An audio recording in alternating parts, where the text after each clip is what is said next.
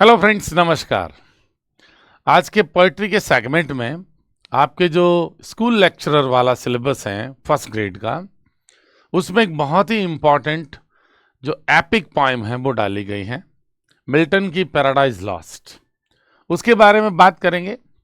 आप जानते हैं कि पैराडाइज लॉस्ट वैसे तो सबसे पहले 1667 में 10 बुक्स में पब्लिश की गई थी, है ना।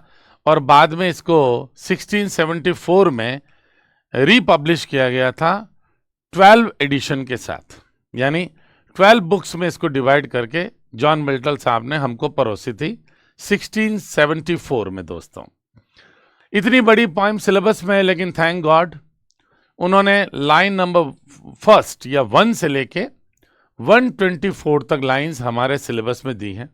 तो ऑब्वियसली लाइन नंबर 1 से 124 तक क्या क्या चीज़ें Paradise Lost to be epic में हमें बताई गई है, उसके बारे में हमें पूरी जानकारी लेनी है, लाइन टू लाइन। ओके।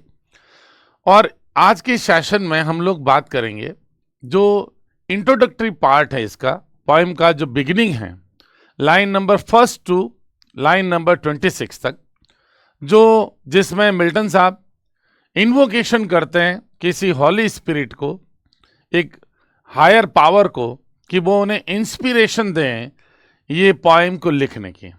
जैसा कि ट्रेडिशनल जो भी एपिक्स होते हैं ट्रेडिशनली, चाहे ग्रीक एपिक्स हों या लैटिन एपिक्स हों, उनमें आपने एक ट्रेडिशन देखा होगा कि जो बहुत बड़ा जो एपिक लिखा जाता है उससे पहले किसी म्यूज को क्या किया जाता है, इन्वोकेट किया जाता है, उसका आह्वान किया जाता है पोएटिक स्ट्रेंथ के लिए, पोएटिक इंस्पिरेशन के लिए। एक पोएट एपिक को, एक एपिक कन्वेंशन बन गया है, एक परंपरा बन गई एपिक कन्वेंशन कि एक बड़े एपिक को हमेशा इन्वोकेशन से शुरू किया जाता है। और जॉन मिल्टन कम से कम ये जो ग्रीक टिपिकल पैटर्न है एपिक्स को शुरू करने का, उसको यहाँ पे फॉलो करते हैं पैराडाइज लॉस्ट में। हालांकि उनका इन्वोकेशन या उनका जो म्यूज है वो काफ़ी डिफरेंट है ग्रीक म्यूजेस से। जो ऐसा माना जाता है ग्रीक मिथोलॉजी में कि 9 म्यूजेस होती हैं, और वो म्यूजेस क्या करती हैं, पोइट्स को इंस्पायर करती हैं किसी बड़े पोइटिक क्रिएशन के लिए, रचना के लिए। ओके। तो इस सेशन में हम लोग पोस्टमार्टम करेंगे जॉन मिल्टन की जो पोएम है उसके इन्वोकेशन का, from line number first to line number 26, line number 1 से 26 तक। लेकिन एज यूजुअल हमें सबसे पहले कोई भी पोएम पढ़ने से पहले पोएट के बारे में अच्छे से जानना पड़ता है, फिर ही हम पोएम को पढ़ते हैं, ठीक है ना। तो पहले हम जॉन मिल्टन के बारे में कुछ जानते हैं, इंपॉर्टेंट तथ्य। देखिए, जॉन मिल्टन साहब का बर्थ 9 दिसंबर 1608 को हुआ था, ठीक है, 9 दिसंबर 1608, और उनकी डेथ हुई थी 8 नवंबर 1674 को। ओके। यानी जब ये बुक रीपब्लिश की गई 12 पार्ट्स में, ये पोएम रीपब्लिश की गई 12 बुक्स में, तो उस समय मिल्टन की ऑलमोस्ट डेथ के कगार पे थे, डेथ हो गई थी, ठीक है ना। प्लेस ऑफ बर्थ इनका रहा ब्रेड स्ट्रीट, लंदन। ये भी कोई खास बात है नहीं, परीक्षा में पूछी नहीं जाती, बस जनरल इंफॉर्मेशन है। Milton was the second greatest 7th century English poet only after Shakespeare. देखो, इंग्लैंड की जो ग्रेटेस्ट पोएट्स की बात होती है तो नंबर 1 पे जो लिटरेरी फिगर होता है, लिटरेरी, उसमें नंबर 1 पे बात होती है शेक्सपियर की, और नंबर 2 पे ग्रेटेस्ट की जब बात चलती है तो जॉन मिल्टन साहब ही होते हैं। He was a poet, poet थे, पोलेमिसिस्ट थे। अब पोलेमिसिस्ट शब्द इंपॉर्टेंट है। पोलेमिसिस्ट शब्द उस व्यक्ति के लिए होता है जो हॉट डिबेट्स में अपने आप को इन्वॉल्व रखता है, ठीक है, यूं कह दीजिए जो अपने विवादास्पद बयानों के लिए जाना जाता है, जिसके स्टेटमेंट्स कंट्रोवर्सी बन जाते हैं, बेबाकी से अपनी राय देने वाला, वो होता है पोलेमिसिस्ट, ये जरूर याद रखें। एंड सिविल सर्वेंट भी थे। जो क्रॉम्वेल की गवर्नमेंट थी ब्रिटेन में, ठीक है ना, उस गवर्नमेंट में जॉन मिल्टन साहब को एक बहुत ही इंपॉर्टेंट पद दिया था, फॉरेन सेक्रेटरी के रूप में, और बेसिकली उनका काम एज ए ट्रांसलेटर था। वो जो फॉरेन लैंग्वेजेस के लेटर्स होते थे, ग्रीक लैंग्वेज में या लेटिन में, उनको इंग्लिश में ट्रांसलेट करते थे। ये इनका इम्पॉर्टेंट एक पोस्ट थी। तो उसमें ये सिविल सर्वेंट भी थे। और he was non for his strong advocacy, उनकी जो पुरजोर वकालत थी फॉर किस लिए, freedom of speech and the press. और फ्रीडम ऑफ द प्रेस पे उन्होंने एक स्पीच भी दी थी, है ना, ब्रिटिश पार्लियामेंट को एड्रेस करते हुए। बताइए कौन सी थी स्पीच, है ना, बहुत इंपॉर्टेंट। बाद में उसको स्पीच को पब्लिश भी किया गया। यस, एरोपिजिटिका उनकी एक स्पीच है जिसको बाद में पब्लिश किया गया था। फ्रीडम ऑफ द प्रेस और फ्रीडम ऑफ स्पीच और एक्सप्रेशन, इसकी वकालत करते हुए अभिव्यक्ति की स्वतंत्रता या प्रेस की स्वतंत्रता, उसको अभिव्यक्त करते हुए उन्होंने एरोपिजिटिका नामक एक स्पीच दी थी जिसको पब्लिश किया गया था। बहुत तारीफ काबिल स्पीच थी वो, ब्रिटिश पार्लियामेंट को एड्रेस करते हुए। ओके, आगे बढ़ते हैं। देखो, ये अंधे हो गए थे 44 की एज में, या 1652 में कह दीजिए, ये कंप्लीटली ब्लाइंड हो चुके थे 1652 में, एट द एज ऑफ 44 वर्ष की उम्र में ये अंधे हो गए थे। अंधे होने के बावजूद ही कंटिन्यूड राइटिंग, उन्होंने लेखन कार्य जारी रखा। हिज वर्क्स एक्सप्लोर्ड, उनका जो काम था वो एक्सप्लोर करता था, तलाशता था द थीम्स, विषय वस्तु, जो मेजर थीम्स कह दो, of liberty, morality and religion. ये देखो, नैतिकता, लिबर्टी आज़ादी और रिलीजन, धर्म की जो मेजर थीम्स इनके वर्क्स में होती थी। Clear? Okay. Milton was a Pioneer, Milton एक अग्रिम पंक्ति के व्यक्ति थे। पायनियर मतलब अग्रिम पंक्ति के व्यक्ति। इन यूजिंग ब्लैंक वर्ड्स, अब ये ब्लैंक वर्ड्स क्या होता है? देखो दोस्तों, फ्री वर्ड्स और ब्लैंक वर्ड्स में थोड़ा सा डिफरेंस है। फ्री वर्ड्स में एक पोएट न तो कोई मीटर यूज करता है, न ही कोई राइम स्कीम यूज करता है, that is called free words. और ब्लैंक वर्ड्स में क्या है कि एक राइटर मीटर तो यूज करता है अपनी पोएम का, लेकिन राइम स्कीम की चिंता नहीं करता, वो राइम स्कीम नहीं बनाता। अब उसकी जो पोएट्री की जो लाइन के एंड में कोई राइमिंग नहीं बनती है, तो इसे कहते हैं ब्लैंक वर्ड्स। और मिल्टन ने पैराडाइज लॉस्ट भी ब्लैंक वर्ड्स में लिखी हैं। ये आपको जरूर याद रखना परीक्षा के लिए। हालांकि उन्होंने मीटर रखा है, आयम्बिक पेंटामीटर में रखा है, लेकिन उन्होंने रखी ब्लैंक वर्ड्स है। एंड में पोइम्स के, आपको पोइम की पंक्तियों के एंड में आपको कोई राइम स्कीम नहीं मिलती है। और ब्लैंक वर्ड्स फ्री वर्ड्स से किस तरह से डिफरेंट है? फ्री वर्ड्स में no metre, no rhyme scheme, और इसमें ब्लैंक वर्ड्स में मीटर तो है बट राइम नहीं है, राइम स्कीम नहीं है। ओके, अनराइम्ड पोएट्री है, इसको आप कह सकते हो अनराइम्ड पोएट्री है इन आयम्बिक पेंटामीटर, उसे अपन कहते हैं ब्लैंक वर्ड्स, याद रखिएगा। मिल्टन विगरसली डिफेंडेड, मिल्टन ने पुरजोर तरीके से डिफेंड किया, रक्षा की, जो क्रॉमवेल की गवर्नमेंट थी उसकी, इन हिज राइटिंग, अपनी राइटिंग में।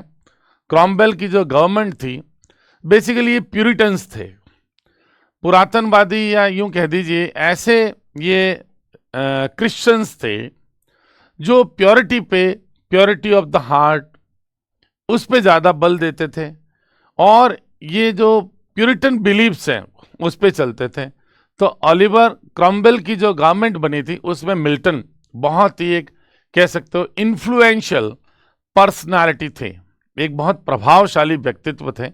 और ओलिवर क्रॉमवेल ने जो चार्ल्स फर्स्ट का असैसिनेशन हुआ था, उनकी जो हत्या हो गई थी, माना जाता था कि इंग्लैंड एक अलग दिशा में जा रहा था, लोग अपनी मॉरल वैल्यूज, जो क्रिश्चियन वैल्यूज हैं, वो खो रहे थे। तो मिल्टन चाहते थे कि समाज एकदम क्रिश्चियन वैल्यूज पे चले, है ना, और बाइबल में जो बातें बताई हैं उनको आइडियल मानते हुए अपना लाइफ स्टाइल अपनाएं। ये मिल्टन का भी मानना था। और ये जो कॉमनवेल्थ गवर्नमेंट बनी थी ओलिवर क्रॉमवेल के नेतृत्व में, इसमें मिल्टन को बहुत ज़्यादा वजन दिया गया था, उनको इवन गवर्नमेंट जॉब भी दिया गया था। तो मिल्टन उस समय बहुत इन्फ्लुएंशियल व्यक्तित्व थे। बाद में जो रेस्टोरेशन पीरियड था, जिसमें चार्ल्स सेकंड को आपने क्या किया, वापस सत्ता पे बिठा दिया। हालांकि ये क्रॉमवेल की गवर्नमेंट ज़्यादा नहीं चली और लोगों ने वापस से जो पारंपरिक तरीके से राजा देश को चलाता है उस और अपना रुख कर लिया। तो जो रेस्टोरेशन पीरियड है उसमें मिल्टन को बहुत तकलीफें हुई, इनको अपनी गवर्नमेंट जॉब खोनी पड़ी और इवन इनको इम्प्रिजेंट भी कर लिया गया, बंदी भी बना लिया गया और ये बहुत ही मतलब सिड्यूस्ड लाइफ जीने लगे, बहुत दबी हुई जीवन। और इतना दबा हुआ व्यक्ति जिसके पास काम नहीं करने को, उसने फिर पैराडाइज लॉस्ट जैसी एक बहुत एपिक पोएम की रचना करने की सोची। यह भी अपने आप में बहुत बड़ी बात है।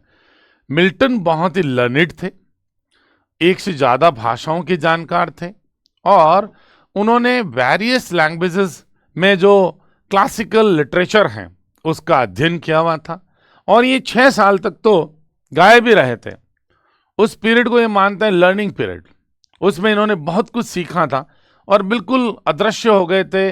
बाद में इन्होंने खुद ही बताया कि मैं वहां चला गया था, लेकिन इनका जो पर्पस था 6 साल तक सीन से बाहर रहना, हाइडिंग्स में चले गए थे, गुप्तवास में चले गए थे। उसका मुख्य पर्पस था जो एंशिएंट ग्रीक लिटरेचर हैं उसका अध्ययन करना, लैटिन लिटरेचर का अध्ययन करना, ये सब इन्होंने काम किया। तो बहुत लर्निड व्यक्तित्व थे, बहुत सारी भाषाओं के जानकार थे। तो जब चार्ल्स सेकंड को क्राउन किया गया, वापस ताज पे बिठाया गया था क्रॉमवेल की गवर्नमेंट के बाद, जिसे अपन रेस्टोरेशन पीरियड कहते हैं, तो Milton was dismissed from his government services and even imprisoned, और उनको बंदी भी बना लिया गया था। ओके, उसके बाद देखो मिल्टन के बारे में कुछ की फैक्टर्स अपन जानते हैं किस तरह का ये व्यक्तित्व थे। He is considered to be the last major writer of the English renaissance, या रेनेशा भी बोल सकते हैं, जो लास्ट मेजर राइटर हैं इंग्लिश रिनाइसेंस के, और आप इसे ब्रीफ में रेनेशा भी पुकार सकते हैं, अंतिम कवि। ये बहुत इंपॉर्टेंट क्वेश्चन बनता है, who is considered to be the greatest poet of the English renaissance, तो उसमें अपन को जॉन मिल्टन बताना। ठीक है, he belongs to the renaissance period, specially the Puritan age से जुड़े हैं। ये रेनेशा में भी जो प्यूरिटन एज है, जो कि 1625 से 1660 तक रही थी, उससे जुड़े हुए हैं। एंड द रेस्टोरेशन एरा जो था पोस्ट 1660, चार्ल्स सेकंड के रेस्टोरेशन से शुरू होता है, with in the 17th century की सब बात है। ठीक है, okay. Milton was originally Protestant Christian थे जन्मजात से, ठीक है ना, but his specific religious views, जो उनके विशिष्ट धार्मिक विचार थे, वर क्वाइट अनऑर्थोडॉक्स थे। एक्चुअली ये अपना इंटरप्रिटेशन रखते थे बाइबल का, ठीक है ना। अब उस समय चर्च का गवर्नेंस में बहुत ज्यादा इंटरफियरेंस था। चर्च अपने तरीके से क्रिश्चियनिटी को फैला रहा था कि इस तरह से प्रेयर होना चाहिए, इस तरह से ये मानना चाहिए, यानी जो चर्च के रिचुअल्स बहुत ज्यादा थे। मिल्टन उनमें बिलीव नहीं करते थे। मिल्टन बाइबल में बिलीव करते थे, लेकिन उनका बिलीव चर्च के जो रिचुअल्स हैं, ये जो कर्म कांड हैं, मैनर ऑफ वर्शिप हैं, इससे वो क्या नहीं करते थे, एग्री नहीं करते थे, और इसीलिए ये प्यूरिटन कहलाते हैं। ऐसे लोग जो वास्तविक धार्मिक जीवन जिए, आडंबर से बचें, जो मन की या अंतर्मन की स्वच्छता पे ध्यान दें, जो प्योर हों एट हार्ट, जिनका बिहेवियर प्योर हो, इस तरह के लोग प्यूरिटन्स थे। तो ओलिवर क्रॉमवेल ने भी इनको बहुत सपोर्ट किया था, और अनऑर्थोडॉक्स इसीलिए थे कि वो चर्च के बनाए हुए पोप के जो प्रीस्ट वहां के थे मेजर, जिनका बहुत ज्यादा इन्फ्लुएंस था गवर्नेंस पे, सत्ता पे, सरकारी कामकाज में, उसमें ये अनऑर्थोडॉक्स अप्रोच रखते थे, उनमें ये कोई इन्वॉल्व नहीं रहते थे, उनसे वो अग्री नहीं करते थे, इसीलिए इनका ज्यादा विरोध हुआ था। ठीक है ना। जब वापस रेस्टोरेशन पीरियड हो गया तो मिल्टन जैसे लोगों को चुन चुन के कईयों को मारा भी गया था, और मिल्टन वॉज लकी कि ही वॉज नॉट किल्ड, उनको मारा नहीं गया, he was only imprisoned and he was only dismissed from his government job, है ना। तो his views were influenced by his belief in the freedom of conscience, देखो स्वतंत्रता अंतरात्मा की, and his interpretations of scripture, और जिस तरह से वो बाइबल को इंटरप्रिटेट करते थे, उनको बाइबल में कोई खराबी महसूस नहीं हुई। लेकिन जो चर्च ने व्यवस्था बना रखी थी रिलीजियस, एक तरह से लोगों को अपने रिलीजियस चेन्स में बांधने की कोशिश की थी, ये लोगों का फ्रीडम चाहते थे, वैचारिक फ्रीडम चाहते थे।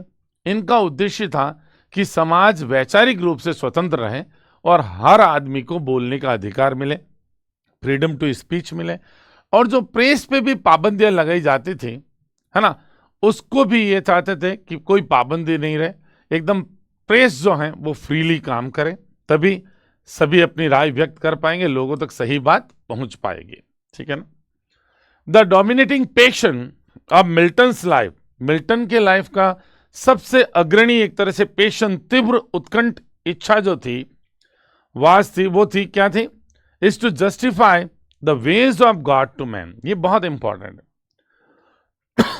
ये पैराडाइज लॉस्ट के एंगल से भी इंपॉर्टेंट है, और मिल्टन की लाइफ की फिलॉसफी देखें तो भी ये इंपॉर्टेंट है। देखो मिल्टन एक ऐसे व्यक्ति थे जो एक बार बहुत पावर में थे और उसके बाद गुमनामी का जीवन जीना, जिसमें वो फाइनेंशियल क्राइसिस में भी इन्वॉल्व थे, आर्थिक स्थिति ठीक नहीं, और पॉलिटिकल पावर उनसे सब छिन गया, और इतने ज्यादा चर्चित पोएट भी वो हुए नहीं, क्योंकि उस समय तक ये केवल ट्रांसलेशंस पे फोकस करते रहे, अपने सरकारी कामकाज में लगे हुए थे, तो एज ए पोएट भी इनकी कोई बड़ी इमेज नहीं थी। अब इतना सफरिंग भरा जीवन जीना, इनकी पत्नी से डिवोर्स भी हो गया था, और इन्होंने पार्लियामेंट में डिवोर्स के इंपॉर्टेंस पे भी स्पीच दे दी थी कि डिवोर्स को जस्टिफाई किया जाना चाहिए। इनकी जो पत्नी थी वो भोग विलासी किस्म की महिला थी, मेटेरियलिस्टिक प्लेजर्स तलाशती थी, भौतिक सुख सुविधाएं में लगी रहती थी, और मिल्टन क्या स्पिरिचुअल पर्सन थे, आध्यात्मिक चीजों में अपना सुख खोजते थे, स्पिरिचुअल प्लेजर्स में यकीन करते थे, ऐसे प्लेजर्स जिसमें आप कह सकते हो भजन गाओ, उसमें लुत्फ उठाओ, लोग देखते हैं ना भजनों में डूबे रहते हैं, इस तरह का म्यूजिक हो। लोग जो थिएटर चल रहा था उसको भी उस प्यूरिटन्स ने बंद कर दिए, ठीक है ना, ओलिवर क्रॉमवेल की गवर्नमेंट में थिएटर्स भी बंद कर लिए गए, है ना। तो ये सिनेमा, थिएटर, स्मोकिंग, ड्रिंक्स, इन चीजों से बचते थे प्यूरिटन्स, ठीक है ना। तो कहने का मतलब यह है कि मिल्टन इतना सफरिंग भरा जीवन जीने के बावजूद उन्होंने जो, देखो हमेशा शिकायतें रहती हैं हर मनुष्य को अपने जीवन की कठिन परिस्थितियों में, और वो अपना दोष सारा अपने भाग्य को देता है, ये एक जनरल ह्यूमन टेंडेंसी रहती है दोस्तों। मिल्टन इतनी सफरिंग के बावजूद वो मानते थे कि जो ईश्वर ने जो नियति एक मनुष्य की बनाई है वो जस्टिफाइड है, ठीक है। ईश्वर के जो तरीके हैं मनुष्यों को चलाने के वो जस्टिफाइड है, उनको कभी चैलेंज नहीं किया जा सकता। यानी ईश्वर जो भी करता है अच्छा ही करता है, उचित ही करता है। आदमी की जो डेस्टिनी होती है उसका निर्धारण कौन करता है? ईश्वर करता है, और ईश्वर ने कुछ किया है तो सोच समझ के ही किया है, ऐसी मिल्टन की मान्यता थी, ठीक है। तो मिल्टन हमेशा जो गॉड्स वेज टू मैन हैं उनको हमेशा जस्टिफाई करते थे। पैराडाइज लॉस्ट में भी आप ये चीज पाएंगे। और मिल्टन के खुद के जीवन को देखें, जैसे वो अंधे हो गए थे 44 की एज में, 1652 में उन्होंने अपने अंधेपन पे सोनेट भी लिखी है जो पहले आपके सिलेबस में भी थी, ऑन हिज ब्लाइंडनेस। उसमें भी ग्रीवेंस व्यक्त किया कि इतनी जल्दी मेरी आंखों की रोशनी चली गई और मैं एम्बिशियस पोइट बनना चाहता हूं, एम्बिशियस मैन हूं, है ना। जो भगवान ने मुझे पोएटिक टैलेंट दिया है उसका मैं यूज करना चाहता हूं। तो एक तरह से ये मेरी डेस्टिनी मेरे साथ क्रूअल ही है, निर्दयी है। लेकिन फिर वो बात है कि सारी चीज जैसे ही भगवान की तरफ आती है, मिल्टन उसको जस्टिफाई करते हैं कि शायद भगवान ने मेरे लिए कुछ और चुना, मेरी आंखें छीन ली, लेकिन मुझे बहुत अच्छा पोएटिक टैलेंट दिया है और मेरा मास्टर जिस तरह से मुझे चलाए मैं चलूंगा, जिस रूप में भी वो चाहें मैं उनको सर्व करता रहूंगा। ठीक है ना। उस सॉनेट में भी आप देखेंगे सेकंड ग्रेड के सिलेबस में एक अभी मिल्टन की और सॉनेट है, on his having arrived at the age of 23, जो उनका 23 साल का उम्र हो जाना, इस पे उन्होंने अपना ग्रीवेंस व्यक्त किया कि जिस तरह से मैच्योरिटी आनी चाहिए एक पुरुष में, 23 साल की उम्र में भी मुझ में वो मैच्योरिटी नहीं आई। मैं एज ए पॉइट पॉपुलर नहीं हो पाया हूँ, लोग मुझे एज ए पॉइट जानते नहीं हैं, और कुछ लोग ऐसे हैं जो इस उम्र में भी उनके पोएटिक अचीवमेंट्स मुझसे बड़े हो गए हैं। ठीक है ना। लेकिन अगेन फिर वो यही कहते हैं कि चाहे मैच्योरिटी लेट आए, चाहे जल्दी आए, चाहे हाई लेवल पे आए, चाहे लो लेवल पे आए, ये सब चीजें एक व्यक्ति के भाग्य में मनुष्य लिखता है।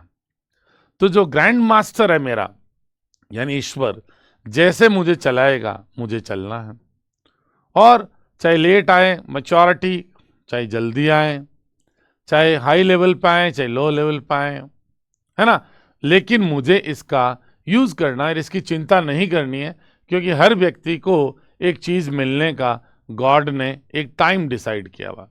तो उस पाई में भी यही है, आखिर में गॉड का जो वे है उनके साथ, उसको उन्होंने जस्टिफाई किया।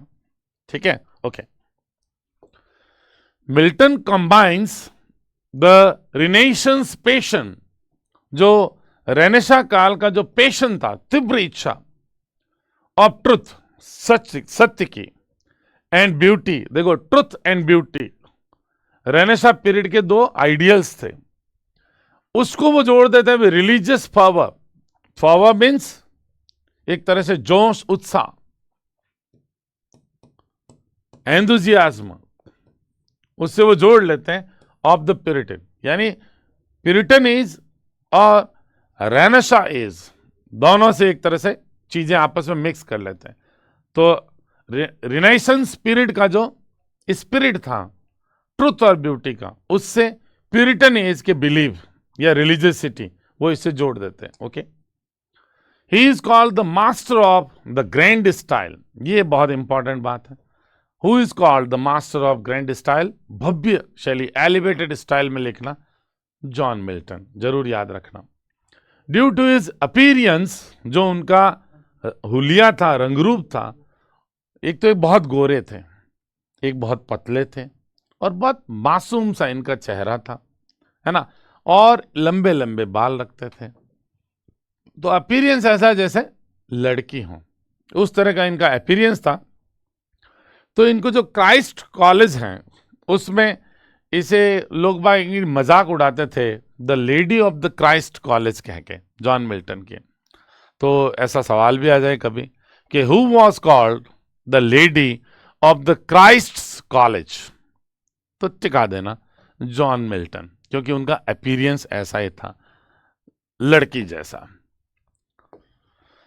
He became completely blind by the year 1652 में मैं बात कर चुका हूं, अंधे हो गए थे, यानी पैराडाइज लॉस्ट की रचना अंधे होने के बाद की। आप सोचो, what a poetic vision he had, कितना मतलब उनमें एक कवियों की दिव्य दृष्टि थी। एक इतना बड़ा इंग्लिश एपिक लिखना अंधे हो जाने के बाद। जैसे भारतीय फिल्म संगीत में एक संगीतकार हुए हैं रविंद्र जैन साहब, वो अंधे थे, जिन्होंने रामायण के सारे भजन लिखे। रामायण के जो टाइटल सॉन्ग है वो रविंद्र जैन साहब ने लिखा। राम तेरी गंगा मैली, हिना, बहुत पॉपुलर फिल्मों में उन्होंने म्यूजिक दिया। घुंघरू की तरह बजता ही रहा हूं मैं, ऐसी फिल्मों को, ऐसे गाने उन्होंने लिखे। ऐसी पॉपुलर राज कपूर की फिल्मों में उन्होंने म्यूजिक दिया। वो ब्लाइंड थे, अंधे थे, तो स्क्राइब्स लेके लिखते थे, उनके लिए लिखने वाले होते थे स्क्राइब्स। तो मिल्टन की जो बेटियां हैं, उनके जो परिचित हैं, फ्रेंड्स हैं, वो उनके स्क्राइब बने थे पैराडाइज लॉस्ट लिखवाने में। ठीक है, तो 44 की एज में अंधे हो गए थे भाई 1652 में। अब मिल्टन के बड़े बड़े काम कौन से रहे? पैराडाइज लॉस्ट तो खैर हम पढ़ेंगे ही, line number 1 to line number 124 तक तो हम पढ़ेंगे ही। तो देखो पहला इनका बड़ा वर्क है पैराडाइज लॉस्ट, बाद में इन्होंने पैराडाइज रिगेन्ड भी लिखा। ये मनुष्य के फॉल की स्टोरी है, किस तरह से एडम और ईव ने वो फॉरबिडन फ्रूट ऑफ नॉलेज खा लिया था, knowledge of good and evil, अच्छे और बुरे का बोध कर ज्ञान का कराने वाला जो फ्रूट था फॉरबिडन, जिसको ईश्वर ने मना किया था खाने को, वो खा लिया था। तो वो उसकी स्टोरी है Paradise Lost, an epic poem in blank words, अपन बात कर चुके हैं। A poem first published in 10 books, पहले 10 बुक्स में इसको पब्लिश किया गया था इन 1667 में।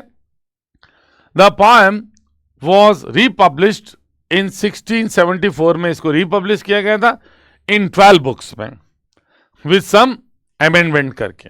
ये बात आपको याद रखनी। अब इसकी थीम क्या देखो, फ्री विल। एक तो होती मुक्त इच्छा, मनुष्य जैसा चाहे वैसा करे, फ्री विल, और एक है obedience, free will versus obedience. ईश्वर चाहता है कि आप उसके प्रति ओबीडियंट रहें, आज्ञाकारी रहें, और जब मनुष्य फ्री विल में चला जाता है तो वो ईश्वर को भी भुला देता। तो इन चीजों का कॉन्फ्लिक्ट आपको इस पैराडाइज लॉस्ट में देखने को मिलता है। फिर डिसओबीडियंस एंड पनिशमेंट, किस तरह से मनुष्य अपनी फ्री विल के चक्कर में गॉड को डिसअबे कर देता है और कॉन्सिक्वेंस में उसे पनिशमेंट मिलता है, और मिल्टन उस पनिशमेंट को हमेशा जस्टिफाई करते हैं। ओके, आगे बढ़ते हैं फ्रेंड्स। फिर उन्होंने पैराडाइज रिगेन्ड लिखा, 4 बुक्स में लिखा था, ठीक है, 1671 अपने जीवन के अंतिम पड़ाव पे। A poem in 4 books describing Jesus Christ temptation in the desert, कि किस तरह से भगवान ईसा मसीह भी डेजर्ट में लालच में पड़ गए थे, लालच के ऊपर बेसिकली है, और कैसे उन्होंने रेजिस्ट किया उस टेम्पटेशन को। और अगर मान लो ईव को जो टेम्पटेशन आया, हालांकि टेम्पटेशन खुद नहीं आया, सैटन ने सरपेंट के रूप में उसे टेम्प्ट किया, लालच दिया कि ये कैसा जीवन है, तुम इस ईडन गार्डन में मजे से नंगे भूंगे घूम रहे हो, लेकिन ना तो तुम अपनी इच्छा से ये फ्रूट ही नहीं खा सकते। जबकि उनको सारी लिबर्टी थी उस ईडन गार्डन में, जिसे पैराडाइज का सिंबॉलिक माना है मिल्टन ने, उसमें उनको सब तरह का फ्री विल था। बस एक रेस्ट्रिक्शन था कि तुम्हें ये फॉरबिडन फ्रूट नहीं खाना है। मतलब ईश्वर ने उनको बकायदा आगाह किया था, वार्न किया था कि जब तक तुम इसको नहीं खाओगे तुम मजे से अपना जीवन जियो, इतना ही काम करो जिससे तुम्हारा खाना पीना हो जाए, सारे प्लेजर्स तुम्हारे हैं, आराम से लेटे रहो, घूमो फिरो, मजे करो, इतना ब्यूटीफुल गार्डन स्वर्ग है, तुम्हें इसमें छोड़ दिया गया है, कोई कपड़े वपड़े नहीं, अपना स्वच्छंद जीवन जियो। मनुष्य को इस रूप में बनाया था। एडम और ईव को हम मनुष्य जाति का, जो बाइबल में एंसेस्टर्स माना जाता है, वहीं से ह्यूमन बीइंग्स की रचना हुई। एडम और ईव वहीं से मनुष्य की रचना मानी जाती है, और मनुष्य शुरू में पैराडाइज मनुष्य को दिया गया था। लेकिन किस तरह से टेम्पटेशन में आके वो जो फॉरबिडन फ्रूट खा लिया, फ्रूट भी खाया का था knowledge of good and bad का, गुड एंड इविल का जो फ्रूट था, वो ईव को सैटन ने ललचाया कि भाई खा लो, नहीं तो ये क्या, काहे की आज़ादी तुम्हें, ये इतना सुंदर गार्डन दे दिया और तुम एक फ्रूट नहीं खा सकते हैं, तो फिर काहे की आज़ादी, है ना। तो ईव, जिसे अपन मदर ऑफ मैनकाइंड मानते हैं, वहीं से शुरू हुआ। जो बाइबल का फर्स्ट बुक है जेनेसिस, उसमें बताया, वहीं से फिर सृष्टि की रचना शुरू हुई। दोनों ने फिजिकल रिलेशन बनाया, फिर मनुष्य होते गए। तो जो उन्होंने सिन किया, पाप किया, है ना, तो सारे जो आगे पीढ़ी, मनुष्य पीढ़ी है, वो सिनर्स हैं, वो पापी हैं, क्योंकि उनका पाप आगे से आगे चला जा रहा है, ट्रांजिट हो रहा है, आगे फैल रहा है, ठीक है ना। तो कहने का मतलब ये है कि जो ट्रांसमिट हो रहा पाप, उससे हम सभी भी, हम ह्यूमन बीइंग्स को क्या मान लिया, सिनर्स मान लिया, ठीक है ना। तो कहने का मतलब ये है कि टेम्पटेशन से आदमी सिनर बना सबसे पहले, ये स्टोरी है उसमें। फिर इनका देखो सैमसन अगोनिस्ट, सैमसन अगोनिस्ट एक और उनकी रचना है, अ ट्रेजिक ड्रामेटिक पोएम है, पब्लिश्ड इन 1671 में। It is a kind of Greek tragedy, एक ग्रीक ट्रेजेडी है। It is A closet drama. Closet drama क्या होता है भाई? जिसको प्ले नहीं किया जाता है, जिसको मंच पर परफॉर्म नहीं किया जाता है, केवल एक drama intended to be read by the readers. Reader उन्हें पढ़ लें, बाकी उनको परफॉर्म नहीं करते, ऐसा ड्रामा क्लोसेट ड्रामा होता है। Through the characters of the poem, इस पोएम के कैरेक्टर के थ्रू Milton tries to reveal his own pain of blindness. Milton प्रकट करने की कोशिश करता है अपने खुद का जो दर्द है अंधापन का, एंड हिज स्ट्रगल्स, और उनका जो संघर्ष रहा after the English civil war के बाद, वो सब ये बताते हैं। ओके, आगे बढ़ते हैं।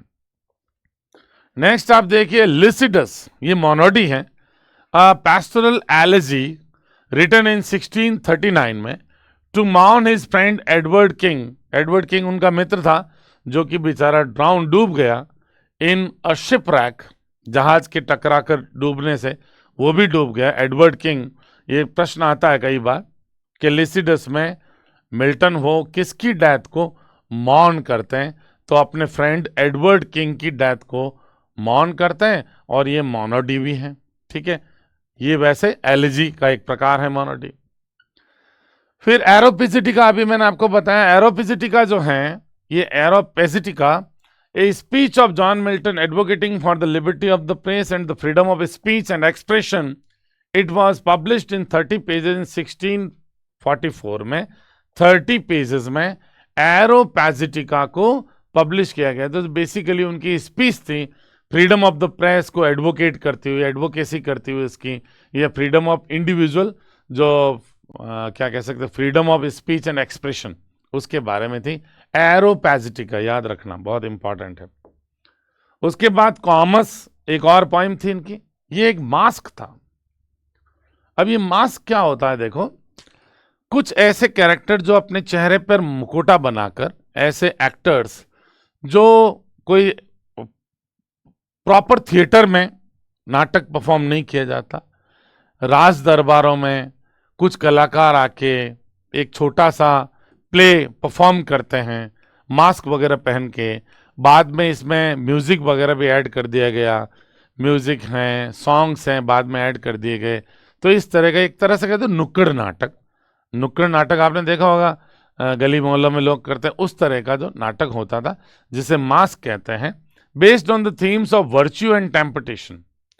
जो वर्च्यू है, थीम इसकी एक तो वर्च्यू, गुण, और टेम्पटेशन, उस पे आधारित ये कॉमर्स एक मास्क है। मास्क के एग्जाम्पल्स में अक्सर ये सवाल पूछते हैं, which one of the follow. देखो आपके जो लिटरेरी फॉर्म्स हैं ये सिलेबस में हैं, तो उसमें याद रखना है कॉमर्स मिल्टन के एक मास्क का उदाहरण है। ठीक है, फिर लालेग्रो और इल पेंसरोसो। अब लालेग्रो, ध्यान रखना, ये मर्द के लिए हैं। देखो, एक पोएट खुश रहें या सीरियस रहें पोएट्री में, उसके ऊपर दो साथ साथ रिलीज की हुई लिखी गई पोएम्स हैं, लालेग्रो एंड इल पेंसरोसो। ये दोनों जो पोएम्स हैं एक साथ, ये इल हैं, ध्यान रखना, IL है, इल पेंसरोसो। कंपेनियन पोएम्स है दैट प्रेजेंट कॉन्ट्रास्टिंग मूड्स, एकदम विरोधाभासी दो मूड्स को प्रस्तुत करती है, एक तो मर्द खुशी का या लालेग्रो, और मेलनकली का यानी उदासी का ये इल पेंसरोसो को रिप्रेजेंट करती है, ये दोनों पोएम्स। ठीक है, ये मुख्य मुख्य इनकी रचनाएं हैं, ये आपको ध्यान में रखनी है जॉन मिल्टन की। अब पैराडाइज लॉस्ट जो एपिक हैं उसके बारे में मुख्य मुख्य बातें हम लोग करने जा रहे हैं। पहली बात तो ये कि John Milton began writing Paradise Lost in the late 1650s में, या ऐसा माना जाता है कि 1656 वर्ष में इन्होंने लिखना शुरू किया। कॉन्क्रीट एविडेंसेस नहीं हैं, तो आप मान लीजिए 1656 के बाद के वर्षों में शुरू किया, और इस एपिक को फिनिश किया 1665 में, दो इट वॉज पब्लिश्ड इन 1667 में। ठीक है ना, 1667 में इसको फर्स्ट टाइम पब्लिश किया गया था इन 10 बुक्स, एंड रीपब्लिश, वापस रीपब्लिश किया गया था इन 12 बुक्स इन 1674। ये जरूर आपको याद रखना। ठीक है, it was first publish in 1667 in 10 books, और आ गई बात, वही बात रिवाइज एडिशन है 1674 में। The poem was written while Milton was totally blind, पूरी तरह से अंधे हो गए थे। ही डिक्टेटेड इट, उन्होंने इसे बोल के मतलब लिखाया, स्क्राइब्स थे लिखने वाले, उनको डिक्टेट किया, बोल के सुनाया, इंक्लूडिंग हिज डॉटर, जिसमें उसकी बेटियां भी शामिल थी, डेबोरा, और डेबोरा मिल्टन उनका नाम है, एंड मैरी एन, ये दोनों बेटियां भी स्क्राइब के रूप में काम करती थी, लेकिन केवल बेटियां ही नहीं थी, सुविधा अनुसार जो मिल जाता था उससे ही लिखवा लेते थे बोल के। The poem is written in blank words, भाई बहुत बार आ चुका है। The poem concerns the biblical story, ये कविता संबंधित है बाइबल की कहानी, the fall of the man से और जेनेसिस से, कुल मिला के बाइबल के ऊपर बेस्ड स्टोरी है। The poem is considered to be Milton's magnum opus, देखो सबसे उत्कृष्ट कृति उसे कहते हैं, the best work of a writer, वो है मैग्नम ऑपस, ठीक है। The best work of an artist, उसे अपन मैग्नम ऑपस कहते हैं, ओके। पैराडाइज लॉस्ट की थीम के बारे में बात करते हैं। एक तो थीम इसकी द फॉल ऑफ मैन, मनुष्य का पतन कब से शुरू हुआ, कब से हमने हेवन खोया और वापस हम हेल में घुस गए, नरक में हमने प्रवेश कर लिया। The temptation of Adam and ewe की जो लालच थे वो भी इसकी थीम है, और एक्सकल्सन ऑफ एडम एंड ईव, देखो निष्कासन, एक्सकल्सन मतलब निष्कासन ऑफ एडम और ईव का from the garden of Eden, Eden garden के दो। और मिल्टन का जो पर्पस है इस एपिक को लिखने का, वो है to justify God's ways to man. Got it? आसान है, पहले भी बात कर चुके हैं। अपने सिलेबस में लाइन नंबर 1 to 124 है, line number 1 to line number 124, ठीक है। अब इसमें लाइन नंबर 1 से 124 के बीच में मिलेगा क्या क्या आपको, वो देख लेते हैं। परीक्षा में क्वेश्चन इन पॉइंट्स के ऊपर बेस्ड होंगे। पहली चीज मिलेगी invocation to the holy muse, वही जो एपिक्स लिखने का जो कन्वेंशन है, परंपरा है, ट्रेडिशन है, उसको फॉलो किया है। लाइन नंबर 1 to 26 जो अपन इस सेशन में पढ़ेंगे वो इन्वोकेशन है। एक तरह से कवि जो मानते हैं कि एपिक या बड़ी कविता लिखने से पहले जो इंस्पिरेशन मिलता है म्यूजेस से, लेकिन इनकी म्यूज जरूर ग्रीक म्यूजेस, जो 9 म्यूजेस हैं ग्रीक मिथोलॉजी में, उससे थोड़ा डिफरेंट है, ठीक है। वो बात इन्वोकेशन इन्होंने भी किया है। फिर डिस्क्रिप्शन बताया किस तरह से लॉस ऑफ हेवन हुआ और उसके कारण कैसे फॉल हुआ, फॉरबिडन फ्रूट खाने से, वही बात। और डिस्क्रिप्शन ऑफ द हेल, नरक का वर्णन मिलेगा आपको इन लाइंस में। सैटर्न और उसका जो मुख्य सेकंड कमांडर कह दो नेक्स्ट टू सैटर्न, जो बेल्जेबब है, जो सैटर्न्स, और उसके बाद सैटर्न के प्रयास, यहां पे थोड़ा सा आप ध्यान रखना, एस 2 बार टाइप हो गया, ठीक है। सैटर्न के बेल्जेबब और सैटर्न के बीच की बातचीत बताई गई है। सैटर्न के जो प्रयास हैं टू मोटिवेट द फॉलन बेल्जेबब, पास में ही नरक में बेल्जेबब पड़ा है, उसको प्रोत्साहित करने के। एंड अदर रिबेलस एंजल्स, और अन्य जो विद्रोही देवदूत थे जो बाद में डेविल्स हो गए, भगवान का विरोध कर दिया उन्होंने, तो रिबेलस एंजल्स थे, वो भी साथ में पड़े हैं, उनको मोटिवेट करता हुआ सैटर्न दिखाया गया है हेल में, नरक में।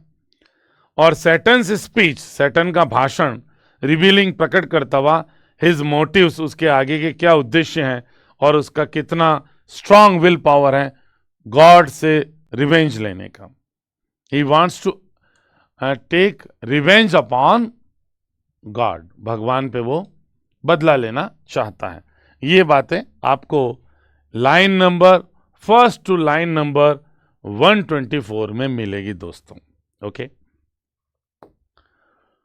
अब देखो, of man's first disobedience and the fruit of that, अच्छा ये क्या हो गया, टेक्स्ट शुरू हो गया। अब देखो 1 मिनट रुकना, यहां पे मैं लिख देता हूं टेक्स्ट। अब हम लोग क्या करेंगे दोस्तों, इसको अलग अलग पार्ट में बांट के पढ़ेंगे और उसके जो पार्ट हम पढ़ रहे हैं उससे रिलेटेड क्वेश्चन एंड आंसर्स भी साथ ही करेंगे, ताकि आपको पता चल जाए कि हमने जो आज पढ़ा उस पे परीक्षा में किस तरह के क्वेश्चंस आते हैं। Okay, got it. तब हम कविता शुरू कर रहे हैं। जो एपिक का बिगिनिंग है आपको मैंने बता दिया, ये बिगिन होता है इन्वोकेशन टू द म्यूज, है काव्य की देवी या डाइटी कह दो, उसका आह्वान करता हुआ कि पोएटिक पावर्स उसे मिले एक कविता पूरी करने के, है ना। तो देखो, सबसे पहले लाइन वाइज अपन पढ़ रहे हैं। मिल्टन कह रहे हैं, ऑफ मैन्स फर्स्ट डिसओबीडियंस, आदमी का जो पहला डिसओबीडियंस रहा, अवज्ञा उसने ईश्वर की, एंड द फ्रूट, कौन सा fruit, the forbidden fruit of the tree of knowledge of good and evil. अच्छे और बुरे का ज्ञान देने वाले जो पेड़ हैं उसका फ्रूट ईश्वर ने क्या किया था, प्रोहिबिट किया था, फॉरबिड किया था खाने का। तो आदमी ने जो ईव ने, माता ईव ने जो पहली बार ईश्वर को डिसऑबे किया, यानी एविडेंस नहीं रखा, ऑफ दैट फॉरबिडन ट्री, वही बात आ गई, फॉरबिडन ट्री था उसका फ्रूट खाना। हुज मॉर्टल टेस्ट, ये देखो टेस्ट इस तरह से लिखा है पोएटिक लैंग्वेज में, कोई बात नहीं, आपको यही समझना है, जिसका मॉर्टल टेस्ट। अब मॉर्टल मतलब सफरिंग कॉज करने वाला, समथिंग दैट कॉजेज सफरिंग, जिससे कष्ट शुरू हुए, मनुष्य की पीड़ाएं शुरू हुई, है ना, जिसका mortal taste brought death into the world, दुनिया में मृत्यु नाम की चीज लाया, ठीक है ना, एंड ऑल आवर वोज, और हमारे सारे तकलीफें, सफरिंग्स, पेन्स, और हमारे सारी तकलीफें, with loss of Eden, Eden कौन सा, ईडन सिंबॉलिक है किसका, पैराडाइज का, आप उसको ईडन गार्डन कह दो, और उससे लॉस हो गया ईडन का, हमारे हाथ से स्वर्ग चला गया, स्वर्ग छूट गया, टिल वन ग्रेटर मैन, जब तक कि कोई अधिक महान व्यक्ति। अब ये ग्रेटर मैन किसके लिए आया बताओ जरा, ये आया हुआ है जीसस क्राइस्ट के लिए, ईसा मसीह के लिए। भाई उन्होंने भी जन्म तो मनुष्य के रूप में ही लिया था, लेकिन वो एक तरह से क्या प्रोफेट थे, यानी ईश्वर के पैगंबर थे धरती में भेजे हुए, जो ईश्वर का मैसेज मनुष्यों तक पहुंचाने आए थे। लेकिन मनुष्यों ने क्या कर दिया, उनको ही क्रूसीफाई कर दिया, सूली पे लटका दिया, तो हम नरक के नरक में रह गए। इनका उद्देश्य था जीसस क्राइस्ट का पृथ्वी पे आना, कि मनुष्य फिर से नरक से निकलकर किस तरह से रिपेंट करें और किस तरह से वापस वो स्वर्ग में चला जाए, उनको स्वर्ग में कैसे ले जाएं। लेकिन हमने ही उनको स्वर्ग में पहुंचा दिया, स्वर्गवासी बना दिया क्रूसीफाई करके मनुष्यों ने, ठीक है ना। तो देखो पहले 4 लाइन में डिसओबीडियंस का मतलब किधर इशारा हो रहा है, eating of the fruit from the forbidden tree, जो फॉरबिडन ट्री था उसका फ्रूट खाना, ये डिसओबीडियंस हुआ। और जिसका नरक वाला टेस्ट, मॉर्टल का मतलब हो गया मृत्यु प्रदान करने वाला, जिससे आदमी की एक तरह से मृत्यु हो गई मनुष्य जाति की, वो taste brought death into the world and all our woes with loss of Eden till one greater man, जब तक कि ईसा मसीह रिस्टोर अस, हमें वापस रिस्टोर नहीं कर दें, वापस वो अवस्था ना प्रदान कर दे, कौन सी, पैराडाइज लॉस्ट वाली।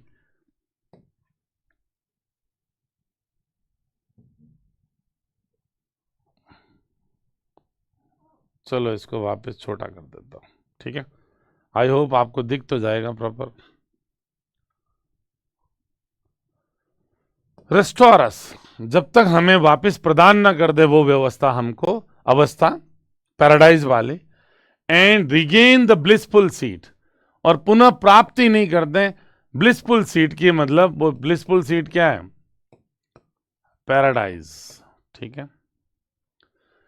सिंग हेवनली म्यूज, यानी आप मुझे गाने के लिए प्रेरित करो हेवनली म्यूज। अब देखो, जो म्यूजेस होती हैं वो ग्रीक लिटरेचर में ऐसा माना जाता है कि 9 म्यूजेस होती हैं, 9 म्यूजेस होती हैं, लेकिन मिल्टन ने यहां पे एक हेवनली वर्ड का यूज एम्पेटिक तरीके से किया। यानी वो नहीं चाहते कि उनकी म्यूज वो ग्रीक म्यूज हो, ग्रीक म्यूज की तरह नहीं लेना चाहते। वो चाहते हैं कि उनकी म्यूज जो हो वो क्रिश्चियन म्यूज हो, है ना, ईश्वर द्वारा भेजी गई म्यूज, क्रिश्चियन म्यूज हो, that on the secret top, जिस म्यूज ने, दैट आया उसी म्यूज के कॉन्टेक्स्ट में रिलेटिव प्रोनाउन के रूप में, ऑन द सीक्रेट टॉप, जो एक गुप्त, एक तरह से टॉप, चोटी थी, ऑफ ऑरेब, ऑरेब पर्वत की, जिसे हॉरेब भी कहते हैं, और सिनाई के पर्वत की चोटी हो सकती है। देखो, ऑरेब को हॉरेब भी कहते हैं, और सिनाई जो माना जाता है, which is suppose to be the same mountain where God's voice spoke to Moses. Moses एक क्या होता है? शेपर्ड होता है, जो इजराइलाइट्स थे, इजराइलाइट्स लोग हैं इजराइल के, उनको इजिप्टियन के चंगुल से बचाने के लिए ईश्वर ने चुना था कि भाई तुम जाओ, और जो इजराइलाइट्स हैं, इजराइलाइट्स लोग जो हैं, उनको तुम उनकी रक्षा करो इजिप्टियन लोगों से, जो केवल बेचारे इजराइलाइट्स लोगों से पिरामिड बना रहे हैं, इजिप्ट के लोग बनवा रहे हैं, ठीक है, और उनको बंदी बना के रखा है सारे इजराइलाइट्स लोगों को। तो इजिप्ट का राजा तो था फराओ, वो इजराइलाइट्स पे अत्याचार कर रहा था। तो ऐसा माना जाता है कि गॉड ने उस मोसेस, जो कि एक शेपर्ड था, शेपर्ड इसलिए कि जब वो मनुष्य के रूप में था, इजिप्ट में पैदा हुआ था, तो बड़ा हुआ, तो उसने शादी की, तो उसके ससुर जी थे, उनके भेड़ों का झुंड था। तो मोसेस ईश्वर का दिव्य ज्ञान होने से पहले एक गडरिया था, तो उसके लिए शेपर्ड वर्ड इस पोएम में भी यूज किया गया है। वो उचित है। एक तो इस तरह से वो शेपर्ड था क्योंकि वो अपने ससुर जी, फादर इन लॉ का जो फ्लॉक ऑफ शीप था उसको चराने ले जाया करता था। और बाद में जो इजराइलाइट्स थे, इजराइल के लोग थे, उन लोगों को इसने इजिप्ट से निकालने में मदद की। उनका भी एक झुंड ये इजिप्ट से बाहर ले गया था, ठीक है ना, उनके अत्याचार रोके, उनको ईश्वर द्वारा प्रदत्त ज्ञान पहुंचाया, ठीक है। तो उनमें इतनी हिम्मत हुई कि वो इजिप्टियन लोगों से बचे। तो इजराइलाइट्स दोनों तरफ ले जाता है, सॉरी, शेपर्ड वर्ड। तो ये मोसेस से जो जिस पर्वत की चोटी पे ईश्वर ने बात की, देखो मोसेस को ईश्वर ने दर्शन दिए थे पेड़ की एक जलती हुई शाखा में, एक जलती हुई शाखा जो जिससे राख नहीं बन रही थी, लगातार प्रज्वलित हो रही थी, रोशनी निकल रही थी। वहां ईश्वर की आवाज प्रकट हुई और मोसेस को यह आदेश दिया कि तुम इजराइलाइट्स जो लोग हैं उनको बचाओ इजिप्टियन से जाके, और मेरा ये मैसेज पहुंचाओ। तो देखो यहां पे बहुत इंपॉर्टेंट बात है कि जिस सीक्रेट टॉप पे आपने क्या किया था, इंस्पायर किया था उस शेपर्ड को, ठीक है ना, मोसेस को। ये शेपर्ड कौन है? वो मोसेस ही हैं, याद रखना। म्यूज अलग वर्ड है भाई, म्यूज तो क्या है? डेटीज है ना, काव्य की देवियां, कविताओं की देवियां, जिसे कह दो कवि अपनी डेटीज मानते हैं, वो म्यूज है। ये मोसेस है। मोसेस एक व्यक्ति है जिसे शेपर्ड बताया गया, जिसने इजराइलाइट्स लोगों को बचाया था। Who first taught the chosen seed. अब देखो चोजन सीड यहां पे इजराइलाइट्स पीपल के लिए है,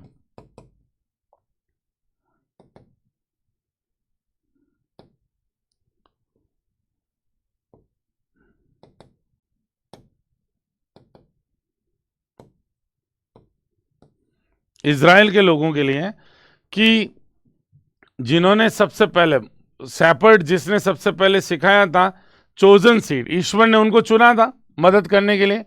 किसको चुना था? इज़राइलाइट्स लोगों को चुना था। तो ये सीड शब्द उनके लिए आया, ये जरूर याद रखना। इन द बिगिनिंग, शुरुआत में, how the heavens and earth, ये देखो, ये अब अलग कॉन्टेक्स्ट आ गया। 9th लाइन में अलग कॉन्टेक्स्ट है कि अब देखो, ये तो पहाड़ी का रेफरेंस मैंने लिख ही दिया, जहां पे ईश्वर की आत्मा ने मोजेस से बात की थी। उस पहाड़ी को ओरेब कहते हैं। आपको पहाड़ियों के नाम याद रखने हैं, 3-4 आएंगे, और सिनाई इसमें आया है।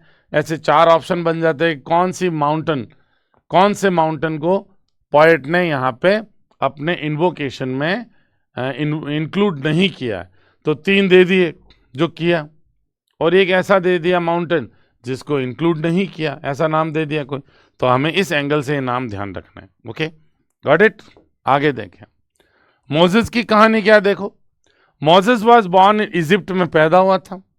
गॉड ने उसे चुना था टू रेस्क्यू, बचाने के लिए, द इज़राइलाइट्स को फ्रॉम द इजिप्टियन लोगों से बचाने के लिए चुना था। इजिप्टियन फराओ, इजिप्ट का जो फराओ था, राजा, हैड एनस्लेव्ड, उन्होंने गुलाम बना लिया था, दास बना लिया था इज़राइलाइट्स लोगों को, एंड मेड देम बिल्ड, और उनसे बनवाता था पिरामिड्स। तो मोसेस ने गाइडेड द इज़राइलाइट्स, लोगों को गाइड किया आउट ऑफ इजिप्ट, इजिप्ट से बाहर जाने के लिए, निकलने से, उस चंगुल से, उस फराओ के, उस राजा से।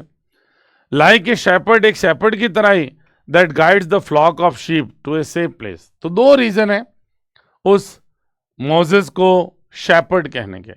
एक तो उसने इजराइलाइट्स लोगों को एक गडरिये के रूप में ही गाइड किया था, जैसे भेड़ बकरी की झुंड, भेड़ बेचारे इनोसेंट होते हैं, तो इजराइलाइट्स क्या थे? इनोसेंट थे। उनको इजिप्ट से बाहर निकालने में मदद की, झुंड बनाकर। और एक इसके ससुर जी भी क्या करते थे? भेड़ों का झुंड रखते थे, तो ये उस झुंड को चराने जाता था। तो शेपर्ड शब्द मोसेस के लिए आया, और ये दोनों रीजन से जस्टिफाइड है। ओके, आगे पढ़ रहे हैं। देखो यहां से, इन द बिगिनिंग, और शुरुआत में कैसे स्वर्ग और पृथ्वी, ठीक है, स्वर्ग और पृथ्वी, आगे कविता पे आए, रोज, बने, आउट ऑफ केओस, एकदम अव्यवस्थित स्थिति, विदाउट एनी ऑर्डर, है ना। केओस कहते हैं अ सिचुएशन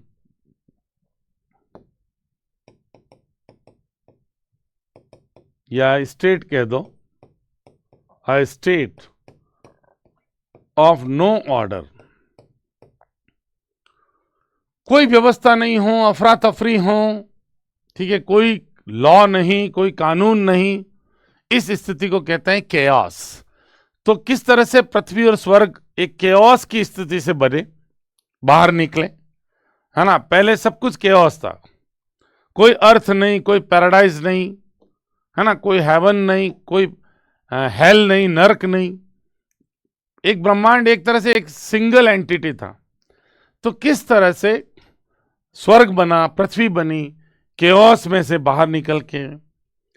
और सायन हिल या फिर सायन पहाड़ी, अब सायन के लिए ध्यान रखना, जायन भी आ सकता है हिल, ये वो पहाड़ी है जो कि जिस पर जेरूसलम, जो क्रिश्चियन लोगों का एक बहुत हॉली प्लेस है, जेरूसलम स्थित है, उस पहाड़ी पे, सायोन पे या जायन पे। It is a symbol of God's dwelling, ये एक प्रतीकात्मक है, ईश्वर वहां निवास करता है अपने लोगों के साथ। जेरूसलम को इसीलिए पवित्र मानते हैं क्रिश्चियनिटी में, ठीक है ना। तो या फिर जायन की पहाड़ी पे, डिलाइट दी मोर, डिलाइट दी मोर, अगर तुम्हें, यू, किससे बात कर रहा है? कवि बात किससे कर रहा है पहले बताओ, हु इज दी हियर? यहां पे दी कौन है? जल्दी बताओ। हेवनली म्यूज, यहां पे देखो,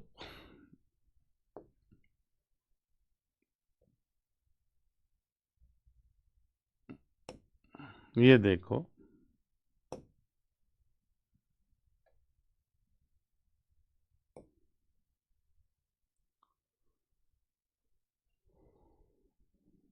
कहां चला गया भाई?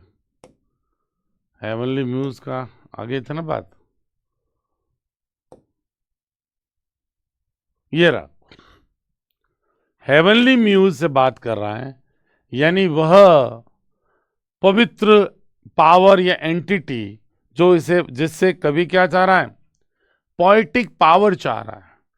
तो उसको कह रहा है कि यदि तुम्हें ज्यादा खुशी हो, ज्यादा खुश तुम वहां बैठे हो, उस जगह से तुम ज्यादा खुश हो जहां पे सिलोवास सायन हिल या सिलोवास ब्रूक क्या झरना, जलप्रपात, दैट फ्लो फास्ट, सॉरी, जो तेजी से बहता है, by the Oracle of God. अब देखो इन चीजों से समझना, एक तो सायन हिल, कौन सी, जायन हिल कह दो, जहां पे जेरूसलम जिस पहाड़ी के ऊपर बसा वो तो सायन या जायन हिल हो गया। अगला रेफरेंस हमें मिल रहा है सिलोवास ब्रूक।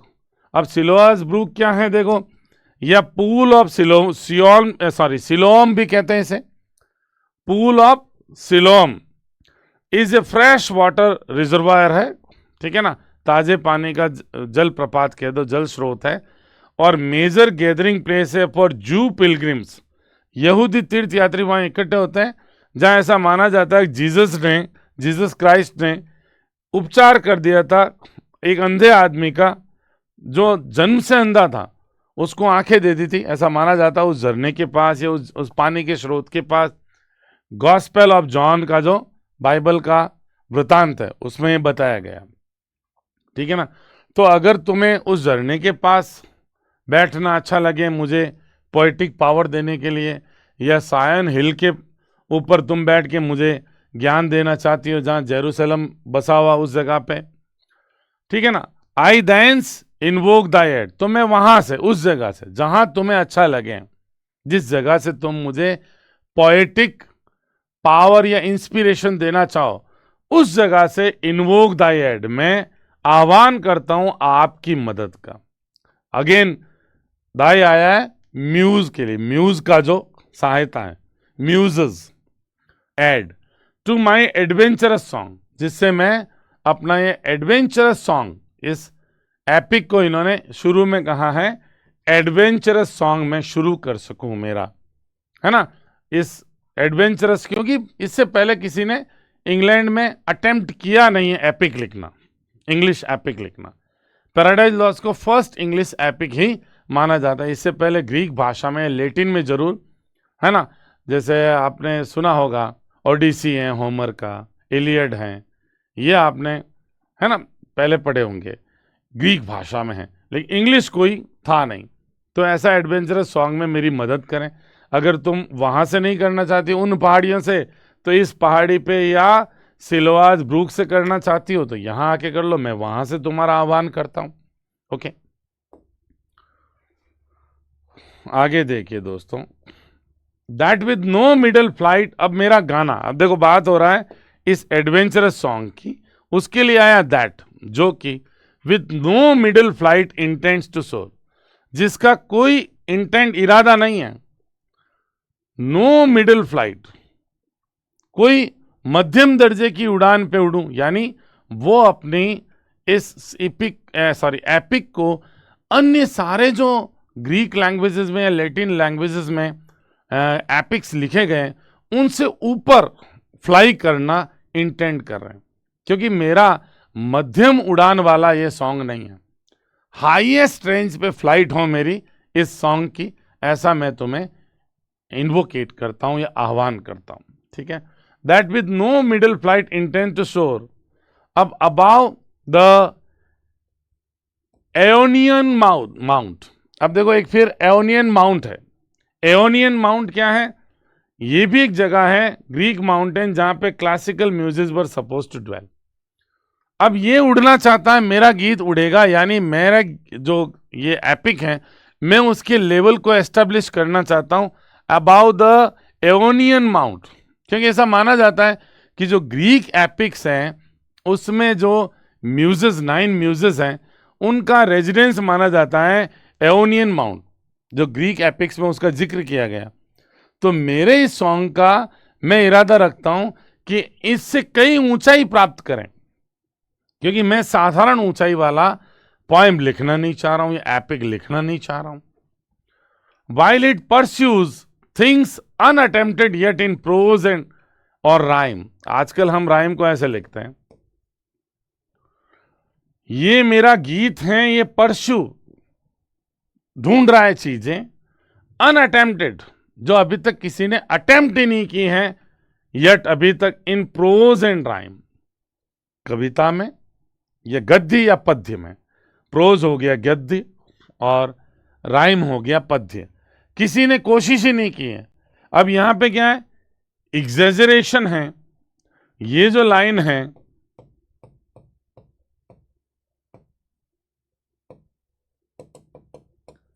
एग्जेजरेशन का उदाहरण है। अब एग्जेजरेशन का उदाहरण कैसे है? एग्जेजरेशन का दूसरा नाम हाइपरबली भी है भाई। मिल्टन यहां पे कह रहे हैं कि मैं ऐसा सॉन्ग प्रोड्यूस करना चाहता हूं जो आज तक गद्य या पद्य में किसी ने लिखा ही नहीं, है ना। तो उसमें तो भाई बाइबल भी है, बाइबल भी तो लिखी गई है ना, प्रोज कह दो चाहे पोइट्री कह दो, बाइबल भी इंक्लूड हो गई इसमें तो, क्योंकि इससे पहले बाइबल लिखी जा चुकी है और अनेक ग्रीक एपिक्स लिखे जा चुके हैं। उन सबको सरपास कर दे, दबा दें, ऐसा सॉन्ग जो कोई मिडल फ्लाइट पे नहीं उड़े, जैसे एवनियन माउंट पे जो जहां से इंस्पिरेशन लेते हैं ग्रीक पोएट्स अपनी म्यूजेस से, ठीक है, ऐसा माना जाता है वो म्यूजेस जो है वो एवनियन माउंट पे रहती हैं। मेरा कोई ऐसा मध्यम दर्जे की उड़ान भरने का इरादा नहीं है, और एग्जेजरेशन इसलिए नजर आता है कि यहां पे सारे जो आज तक प्रोज और पोइट्री लिखी गई है उससे बड़ा ये काम होगा, किसी ने अटेम्प्ट ही नहीं किया है इस तरह का काम। तो यहाँ पे मिल्टन क्या है, थोड़ा से प्राउड फील हो रहे हैं यहाँ पे, ठीक है ना। And chiefly thou O spirit, again O spirit किसको, दाओ किसको कहा जा रहा है, क्लियर है, पर्सोनिफाई किया जा रहा है, अपोस्ट्रोफी का उदाहरण है, संबोधित किया जा रहा है ऐसे व्यक्ति को जो वहां पे है नहीं। तो ये उदाहरण अपोस्ट्रोफी का भी है भाई। अपोस्ट्रोफी क्या है, जब आप ऐसी कोई वस्तु या ऐसे कोई व्यक्ति या ऐसी कोई स्पिरिट को एड्रेस करते हो डायरेक्ट, जो प्रेजेंट नहीं है, उपस्थित नहीं है, तो उसके लिए आप यू, दाओ ऐसे वर्ड यूज करते हो, तो ये उदाहरण एपोस्ट्रोफी का है। And chiefly thou O spirit that does prefer, जो प्राथमिकता देती है। अब देखो अगेन ओ स्पिरिट किसको कहा जा रहा है, द हेवनली म्यूज।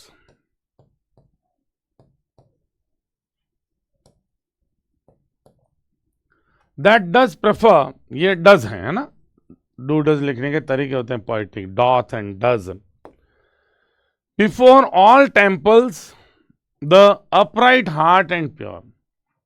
अब देखो तुम ऐसी दिव्य आत्मा हो या हेवनली म्यूज हो, जिस म्यूज को मैं एड्रेस कर रहा हूं, मिल्टन जिस म्यूज को एड्रेस कर रहे हैं, वो प्राथमिकता देती है किसको, बिफोर, मतलब यहां पे ग्रामेटिकली देखें तो प्रेफर टू, जो प्राथमिकता देती है किसको, all temples the upright heart and pure, जो सारे मंदिरों से पहले प्राथमिकता किसको देती है, the upright heart and pure, जो पवित्र दिल के लोग होते हैं, सीधे साधे मन के लोग होते हैं। अपराइट एंड प्योर दोनों शब्दों को समझना, अपराइट भी आया है हार्ट के लिए, माफी चाहता हूं, इधर हो गया एरो, और प्योर ये देखो पोस्ट पॉजिटिव एडजेक्टिव है। जो प्योर हृदय के लोग हैं, सीधे साधे सरल स्वभाव के हृदय हैं, उनको तुम प्राथमिकता देती हो मंदिरों की बजाय, यानी आडंबर की बजाय। यहां पे फिर से उसका प्यूरिटनिज्म रिफ्लेक्ट हो रहा है ना, जो उसका प्यूरिटन बिलीफ्स हैं वो यहां पे सामने आ रहे हैं कि पोएट जो वो ऐसी म्यूज को इन्वोकेट कर रहा है, आह्वान कर रहा है, जो पवित्र दिलों को ज्यादा प्रेफर करती हैं बजाय कि मंदिर, गिरजाघर, इन चीजों को, ठीक है, क्योंकि ये तो चीजें मेटेरियलिस्टिक हैं। स्पिरिचुअलिस्टिक तो हार्ट ही होता है भाई, ठीक है ना। अब फिर कह रहा है इंस्ट्रक्ट मी, मुझे निर्देश दो, काहे के लिए निर्देश, शब्द लिखने का, कविता लिखने का। फॉर दाउ नोस्ट, क्योंकि तुम जानती हो, thou from the first was present, तुम शुरुआत से ही, फ्रॉम द फर्स्ट मतलब सृष्टि के बिगिनिंग से ही वॉज यानी वॉज प्रेजेंट, उपस्थित थी। And with mighty wings out spread, और किस तरह से शक्तिशाली पंख फैलाए हुए, डव लाइक यानी फाख्ता, है ना, जो फीमेल पिजन होता उसकी तरह से, सेटेस्ट ब्रूडिंग, है ना, पहला जो पवित्र आदमी या कह दो ईश्वर, किस तरह से एक फाख्ता के रूप में बैठा था, पास्ट में सेटेस्ट बैठा, ब्रूडिंग। अब ब्रूडिंग क्या होता है? अब देखो, पक्षी से कंपेयर किया गया यहाँ गॉड को, कि किस तरह से ईश्वर सबसे पहले पक्षी के समान पंख फैलाकर ब्रूडिंग मुद्रा में बैठा था, यानी अंडे हैच करने का, हैचिंग एग्स। अंडे हैच करने की जो स्थिति होती है, पक्षी क्या करता है? अंडे के ऊपर बैठता है और उसके गर्मी से फिर अंडा पक के फूटता है। तो उस तरह से ईश्वर, देखो यहाँ पे गॉड के लिए आया है कि माइटी विंग्स के साथ ईश्वर किस तरह से अपने शक्तिशाली पंखों को फैलाकर फाख्ता की तरह बैठ गया था, ब्रूड करते हुए ऑन द वास्ट एबिस। अब ये एबिस क्या है भाई? एबिस है केओस, वो जो अव्यवस्थित एक विशाल काय गड्ढा था। पृथ्वी को माना जाता है एक अंधकार में बहुत गहरा गड्ढा था, जो जिसमें कुछ भी नजर नहीं आता था। नथिंग वॉज इन ऑर्डर, कुछ भी चीज व्यवस्थित नहीं थी। उस स्थिति को कहते हैं केओस। याद रखना, पृथ्वी या सृष्टि की रचना उस केओस से की गई है, और वो अंडा एक तरह से एबिस को बताया गया है। अंडा एक्चुअल में कोई अंडा वंडा मिल्टन का उद्देश्य नहीं है। वो जो स्थिति थी केओस की, उसके लिए शब्द आया विशाल अव्यवस्थित स्थिति पे किस तरह से डव लाइक, जैसे एक फाख्ता बैठती पंख फैला के, ईश्वर ने उस की जो एबिस था केओस, उस पे बैठ गया, जिससे सृष्टि की रचना हुई। और म्यूज को कह रहा है तुम तो शुरू से ही ये बातें जानती हो, ये सृष्टि के प्रारंभ की बात यहां पे की जा रही है। Okay guys, and madest it pregnant, और देखो इस इट किसके लिए आया? उस एबिस के लिए, और उस केओस की स्थिति को प्रेग्नेंट कर दिया था, यानी उससे कुछ पैदा हो ऐसी स्थिति बना दी थी। ठीक है, ईश्वर ने। यहां पे स्थिति यह है कि जो एक केओस से सृष्टि की रचना कर सके, ऐसा ईश्वर। और म्यूज को कहा तुम तो शुरुआत से ये बातें जानती हो कि किस तरह से गॉड ने ये यूनिवर्स की रचना की, ये केओस से। ठीक है ना? वॉट इन मी, अब देखो आगे इन्वोकेशन जा रही है। What in me is dark, जो भी मेरे अंदर है वो अंधकार में है। यहां डार्क शब्द रिप्रेजेंट करता है इग्नोरेंस को। मेरे अंदर जो भी अज्ञानता है, इल्यूमाइन, उसे रोशन करो, यानी मेरे अंदर जो अज्ञानता है उसको अपनी दिव्य रोशनी से ज्ञान उसमें भरो। अगेन म्यूज को एड्रेस किया जा रहा है। व्हाट इज लो, जो चीज मेरे अंदर लो है,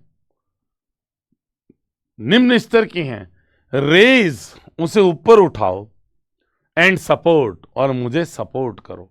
अगेन म्यूज को कह रहा है, इन्वोकेशन जारी है। That to the height of this great argument, कि उस ऊंचाई तक। अब इस देखो पोएम को बताया गया ग्रेट आर्ग्यूमेंट, क्योंकि कविता क्या है? बहुत सारे बिब्लिक तर्क देने वाले, बिब्लिक आर्ग्यूमेंट्स प्रस्तुत करने वाली है। ये जो आर्ग्यूमेंट की जब मैं हाइट पे पहुंच जाऊं तब मुझे सपोर्ट करना। उस समय आई में असर्ट, मैं कह सकूं, द इटर्नल प्रोविडेंस, शाश्वत जो परमात्मा के नियम हैं। प्रोविडेंस का मतलब ways of God, ways to control man, मनुष्य को नियंत्रित करने के जो तरीके हैं उसको कहा गया है प्रोविडेंस। जिससे मैं ईश्वर के जो तरीके हैं मनुष्य को कंट्रोल करने के, वो बता पाऊं। जब अपनी मेरी जो पोएम पूरे क्लाइमैक्स पे हो, हाइट पे हो, ये मेरा पूरा जो पोएम को आर्ग्यूमेंट कहा गया है, ठीक है ना, एंड जस्टिफाई और उचित ठहरा सकूं the ways of God to man. ईश्वर जो मनुष्य के लिए रास्ते चुनता है, जो तौर तरीके चुनता है, प्रोविडेंस जो ईश्वर का होता है, उसको मैं जस्टिफाई कर सकूं। देखो प्रोविडेंस क्या है? गॉड ये एक ऐसी शक्ति जो some people believe controls our life, हमारे जीवन को नियंत्रित करती है, and things that happen to us, और जो चीज़ें हमारे साथ होती हैं उन्हें वही कंट्रोल करती हैं, यूजुअली इन ए वे, एक इस तरह से जो हमें प्रोटेक्ट करती है। तो प्रोविडेंस से आप प्रोटेक्शन भी कर सकते हो, ईश्वरीय सुरक्षा, एक तरह ये मीनिंग भी निकल सकता है। I may justify the ways of God to man, ये सेंट्रल थीम एक मिल्टन का पैशन यही था कि ईश्वर जो भी करेगा वो बिल्कुल उचित ही करेगा। Is that clear? तो सारी जो इन्वोकेशन की मुख्य मुख्य बातें थी वो मैंने आपको एक्सप्लेन कर दी। ये तो यूट्यूब पे फ्री क्लासेस हैं। अब जो इसके क्वेश्चन आंसर, जो भी इन्वोकेशन के ऊपर बेस्ड क्वेश्चंस एंड आंसर्स हैं, वो आपको जानने हैं, तो उसके लिए आपको फिर से वही बात है, आपको गूगल प्ले स्टोर से एकेडमिक इंग्लिश जोन नाम से एप्लीकेशन डाउनलोड करना है, और उसमें आपको मैं क्वेश्चन आंसर्स का फ्री एक्सेस दे दूंगा। Is that clear guys? Thank you so much.